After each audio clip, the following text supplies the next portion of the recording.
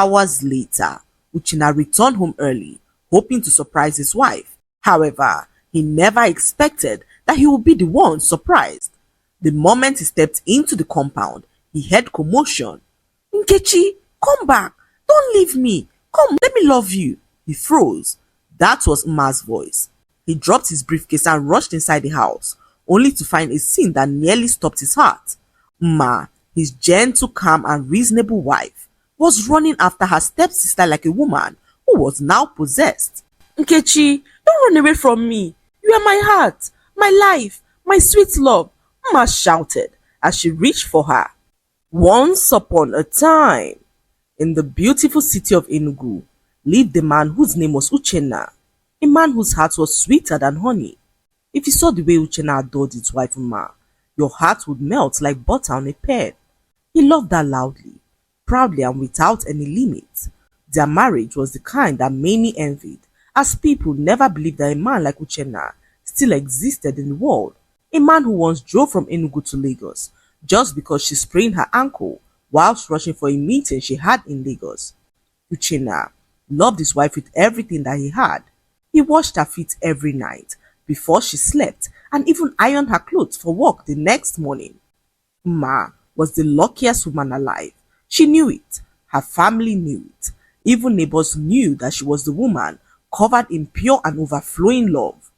Mma did not take Uchenna's devotion for granted. She prayed for him every morning, asking God to protect and bless the works of his hands. Their home was so peaceful, warm, and full of laughter. The gentle moments that made marriage look like a soft place to land. But in the same home lived someone who could not stand their love. Her name was Nkechi, Mma's stepsister, who had come to stay with them for a few months after losing her job. However, 3 months stretched into 6, and 6 stretched into a year, and with each passing day, the bitterness in her heart grew deeper than roots. Many advised Mma to send her away. They could not understand why Mma allowed her stepsister to live with her, despite knowing how bitter and jealous she was of her.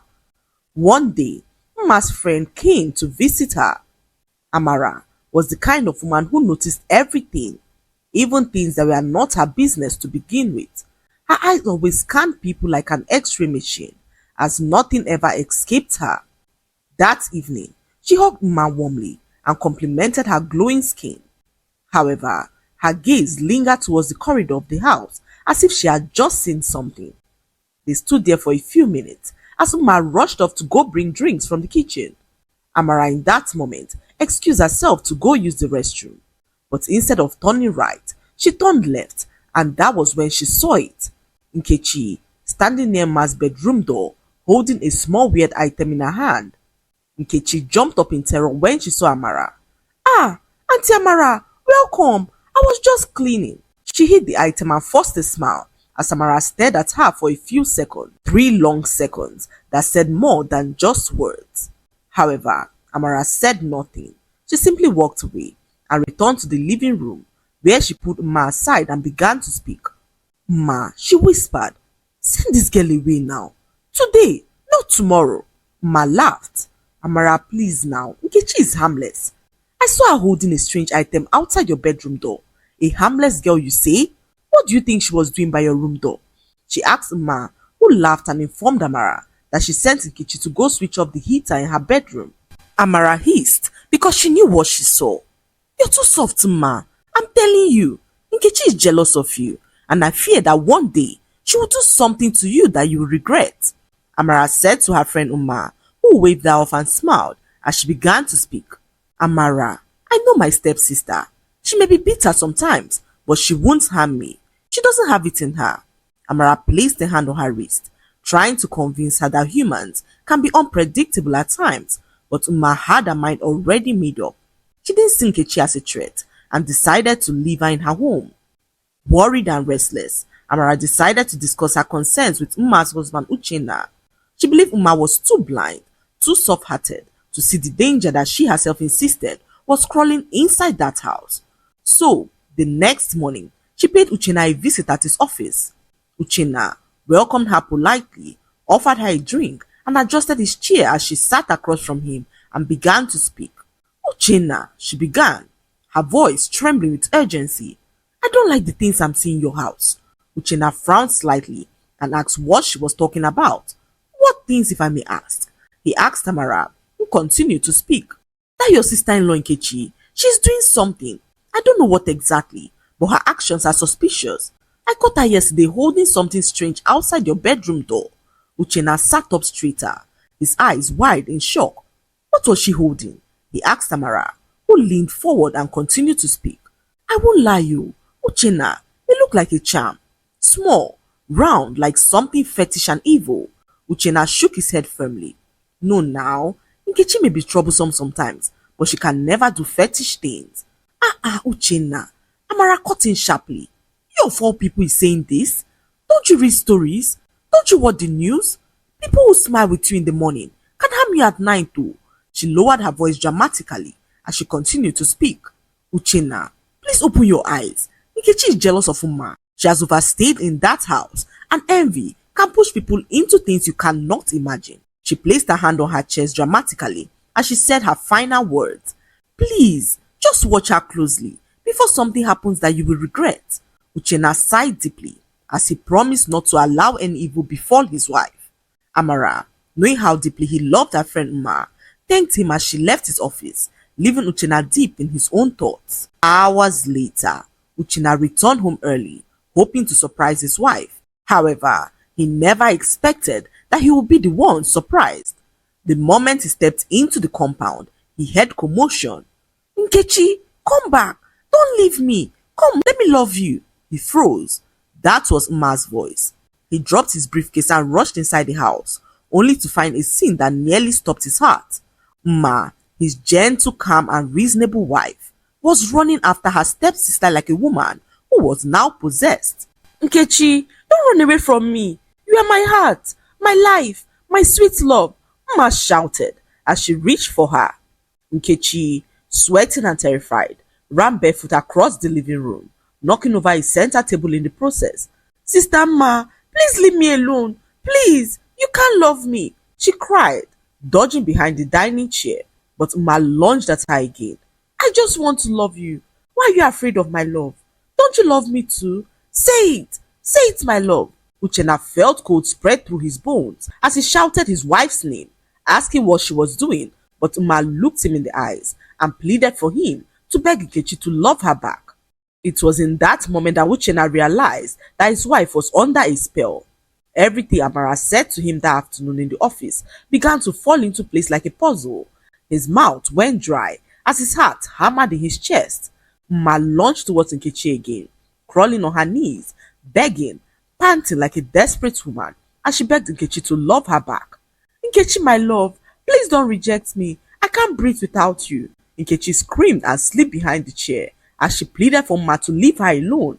Sister Ma, please stop. You are making me scared, she said as Uchenna rushed forward, grabbing his wife from behind.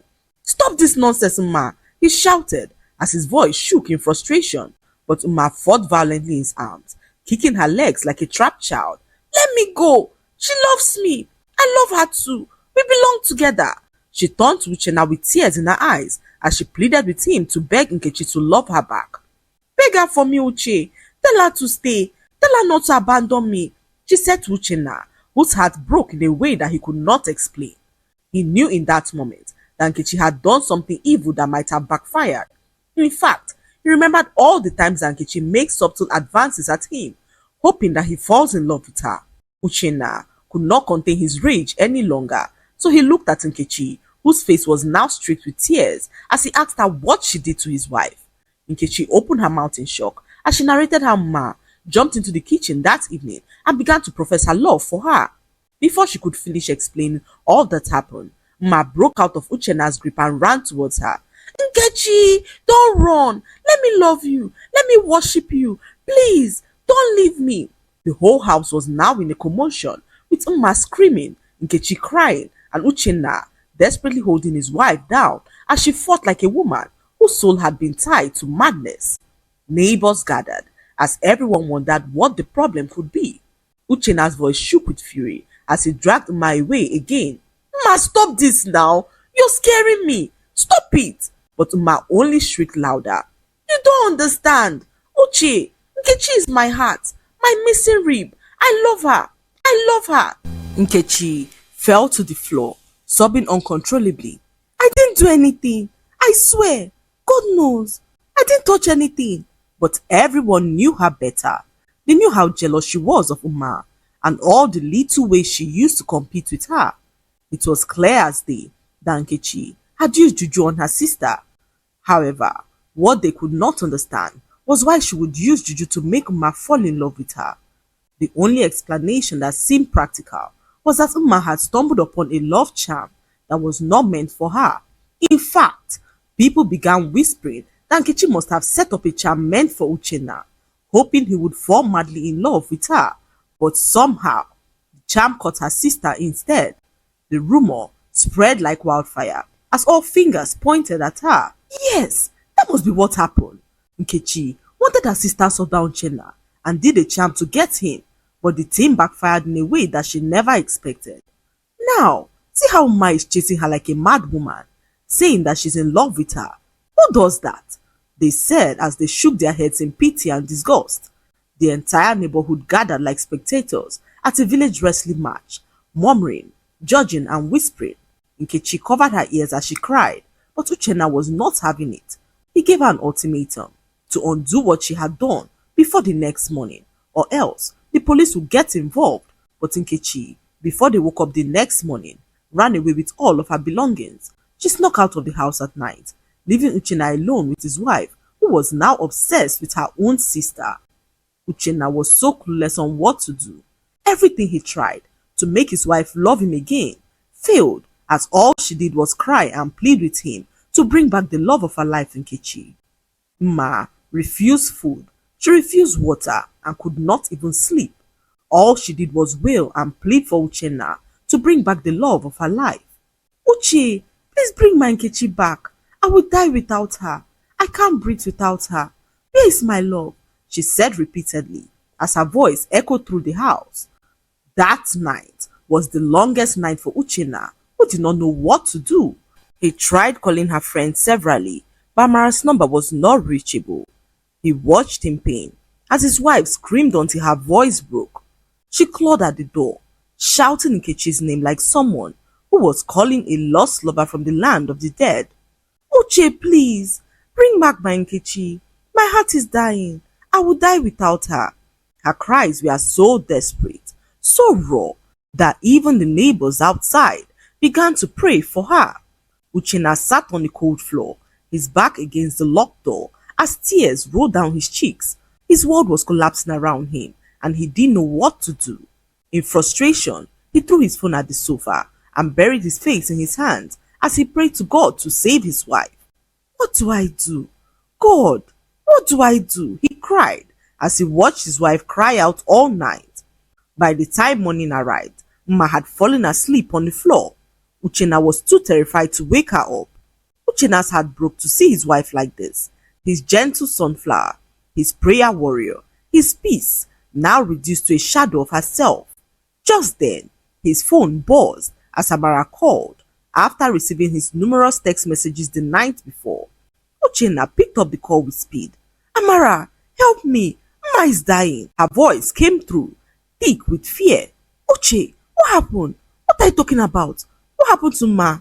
Uchenna did not even breathe between his words. He narrated the whole story to her as Amara told him to calm down. I'm coming. Don't panic.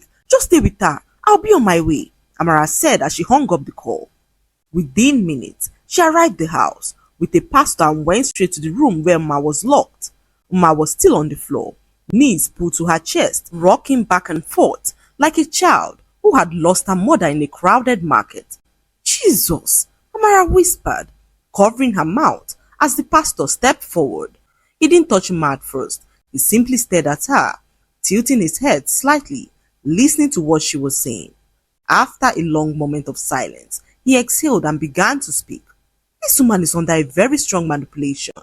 Whoever did this to her was targeting someone else, but she fell into a trap unintentionally. Uchenna burst into tears as the pastor confirmed that her sister Nkechi was the one responsible for everything that had happened. Pastor, please, help us. I don't recognize my wife anymore. She's disappearing before my eyes. The pastor opened his Bible as he poured anointing oil on his hand and began to pray.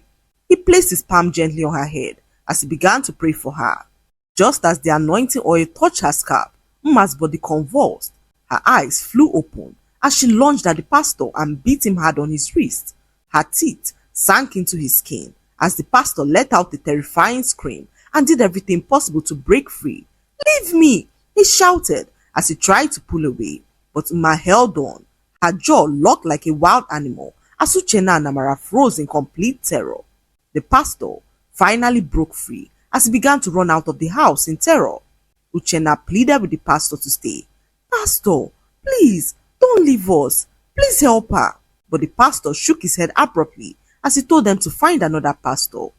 He ran out of the house, leaving Amara and Uchenna, who stood there stunned, breathless and shaking in complete fear as Uchenna collapsed to his knees beside her, his whole body shaking as he felt helpless. His tears poured as he whispered for Mma to come back to him, but Mma continued to call her from Nkechi. Amara stood there sad to see that her greatest fear had now become a reality. She bursted out into tears to see her friend in such a horrifying state. Amara spent hours trying to speak to her friend, but Mma was no longer herself. All she wanted was Nkechi, who was nowhere to be found. Days passed, and pastor after pastor came into their home, but ran out screaming. Uchenna was so exhausted. He missed his wife so much and prayed for her to regain her senses. He became a shadow of himself, always crying and doing things to remind Mma of the love that they once shared, but all that he did failed as Mma continued to call Nkechi the love of her life. Uchenna was so heartbroken. His eyes were always red from crying as he barely slept, and through it all, her friend Amara never left. She stayed by her friend, caring for her, cooking and even cleaning up after her. Amara held Mma each time she screamed into the night, and every time Uchenna felt like collapsing, Amara would always pat his shoulder and comfort him that everything will be fine. "Don't worry, Uche, we'll get through it. Your wife will be back," she said to him repeatedly as she became the rock in their home. Uchenna was grateful that his wife had a friend like her. In fact, he told her one evening, "God will bless you, Amara. I don't know what I would have done without you."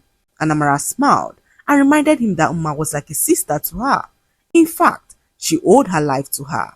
After Mma paid for her mother's surgery so many years ago, a surgery that saved her mother's life, so Amara was so grateful to help. One night, however, whilst Amara was in the kitchen preparing food for them to eat, Uchenna, desperate to get his wife back, began to look for a photo of them, a picture taken on their wedding anniversary in front of a waterfall in Nsukka. He believed it might trigger something in her, remind her of who she truly loved. So he searched the bedroom, the wardrobe, the drawers, but found nothing. Uchenna, desperate to find the picture, went into the living room, checking under the couch, cushions, behind the curtains, on top of the shelf. In the process, he accidentally knocked over Amara's handbag, which was resting on the edge of the sofa. The bag fell to the floor as things tumbled out: lipstick, compact powder, a pen and even keys. And then something else rolled out, something wrapped tightly in a red cloth, small like a stick, carved in the form of a woman. Uchenna froze. His heart slammed against his chest as he slowly bent down and picked it up. His breath left his body as his hands began to shake in terror. "Jesus Christ!" he whispered as a scream tore through the house like fire. "Ah! My body! My body is burning!" Uchenna's head jerked upward as he dropped the fetish item in terror. Amara stumbled out of the kitchen, her hands scratching at her skin like something was crawling all over her body. "Ah! I'm burning! Uchenna, help! Help me! I'm on fire! Fire!" She rolled on the floor, kicking, screaming, tearing at her clothes as Uchenna looked at her stunned as he asked her what was happening. He pointed to the red cloth on the floor, asking what it was, as Amara opened her mouth and began to confess. Bit by bit, tear by tear, word by word, she revealed to Uchenna that she did it. Uchenna's knees nearly gave out to realize that the enemy was right there all along. He watched as Amara confessed why she did what she did. "I was so envious of her, Uche. Envious of the way you love her. I have never had that kind of love in my life. Men use me, abandon me, forget me. But you, she pointed at him with trembling fingers. You love Uma like she's the only woman in this world. And every time I watched it, every time I saw her smile because of you, something inside me broke. Her voice rose into a bitter cry as she continued to speak. I wanted her life. I wanted her happiness. I wanted you to look at me the way you look at her, even if it's just once. So I did the charm to make her fall in love with Nkechi so as to divert all forms of attention from me. Then I planned to give you a love potion, but since your wife lost her mind, you refused to eat my food, frustrating all my efforts. All the pastors I invited into your home were fake. That was why Uma never received her healing. Just then, Ma walked into the living room, clear-eyed, fully conscious, as her mind had finally been restored. She heard every word Amara had said. Her face crumbled in disbelief as tears gathered in her eyes. Amara, you? She whispered, her voice trembling like a wounded child. The friend I called my sister, the woman I trusted with all of my heart? You did this to me? Amara froze on the floor, still scratching her burning skin, still wailing, her face contorted with pain and shame. Ma, please forgive me. I didn't mean for it to go this far. Enough! Ma's voice cracked like thunder as she told Amara that she had forgiven her. However, we can't remain friends, she said as she ordered Amara out of her house and warned her to stay away from them. Amara tried to crawl towards her, but the burning sensation intensified, consuming her like invisible flames. She staggered out of the house, screaming, tearing at her hair as neighbors watched in horror. And before nightfall, word spread through Enugu like wildfire that Amara had run mad, wandering the streets barefoot, muttering Uma's name, her body still reacting to the very charm she created. Amara lived the rest of her life as a mad woman, punished by the same darkness she once unleashed. Uchenna was so happy to have his wife back. He showered her with so much love and promised to protect her with all that he got. Days later, they went in search of Nkechi and found her in an apartment in town. They narrated all that happened to her and apologized to her for wrongfully accusing her.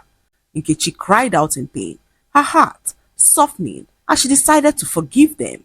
However, she did not go back to their house as everything that happened led her to her destiny as she recently landed her dream job, which not only had a good pay but also an apartment. The lesson to be learned from this story is that not every enemy comes with frowns and bitterness.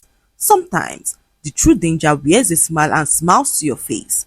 Uchenna realized that love should never make you blind to danger, and kindness should never erase discernment, and sometimes the disappointments that break your heart can one day turn out to be what sent you to your blessing. So never beat yourself up when things get out of control. Instead, pray and hand everything over to God.